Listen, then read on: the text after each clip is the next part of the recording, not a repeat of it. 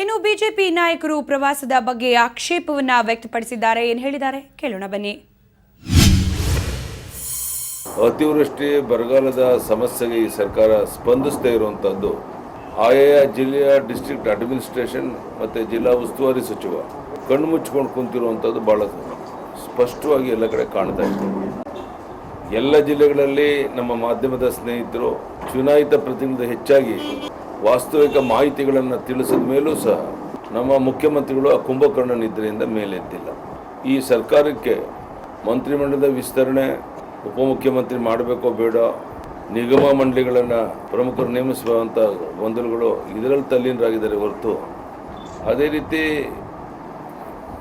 Europe ದೇಶಗಳಿಗೆ ಶಾಸಕರು ಪ್ರವಾಸ ಇಂಥ ಸಂಕಷ್ಟದ ಸಂದರ್ಭದಲ್ಲಿ ಯಾವುದೇ ಪಕ್ಷದೂ ಆಗಿರಲಿ, ನಮ್ಮ ಸ್ಪೀಕರ್ ಕಾಗೋಡು ತಿಮ್ಮಪ್ಪನವರು ಅನೇಕ ಎಚ್ಚರಿಕೆಯನ್ನು ಕೊಟ್ಟ ಮೇಲೂ ಸಹ ಈ ದಿವ್ಯ ನಿರ್ಲಕ್ಷ್ಯ ಎಲ್ಲ ಕಡೆ ಕಾಣ್ತಾ ಇದೆ.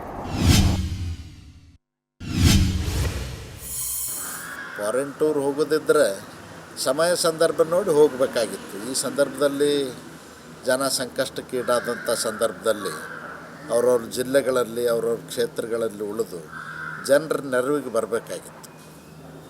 ಆದರೆ ಅವ್ರಿಗೆ ಹೋಗಲಿಕ್ಕೆ ಅಧ್ಯಯನ ಮಾಡಲಿಕ್ಕೆ ಯಾವುದೇ ನಿರ್ಬಂಧ ಇಲ್ಲ.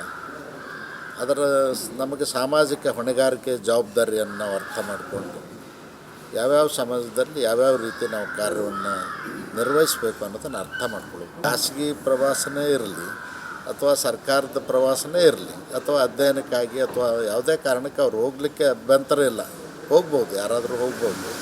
ಅದರ ಸಮಯ ಸಂದರ್ಭ ನೋಡಿ ಹೋಗಬೇಕಾಗಿತ್ತು ಅನ್ನೋದು ಅಷ್ಟೇ ಪ್ರಶ್ನೆ ಇದೆ. ಜನರು ಆತಂಕದಲ್ಲಿದ್ದಾಗ, ಜನರು ತೊಂದರೆಯಲ್ಲಿ ಸಿಲುಕಿದಾಗ ನಾವು ಅವ್ರ ನೆರವಿಗೆ ಬರ್ತಕ್ಕಂಥದ್ದು ನಮ್ಮ ಸಾಮಾಜಿಕ ಹೊಣೆಗಾರಿಕೆ ಅದ.